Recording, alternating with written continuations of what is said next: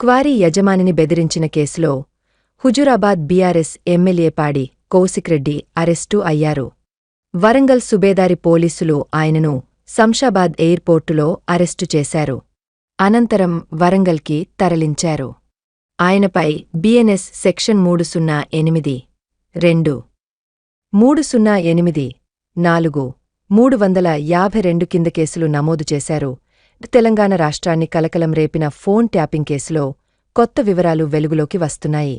2018 సర్వసభ్య ఎన్నికల సమయంలో పలు ప్రముఖుల ఫోన్లను ట్యాపింగ్ చేసినట్లు సిట్ అధికారులు తాజాగా కీలక ఆధారాలు సేకరించినట్టు సమాచారం.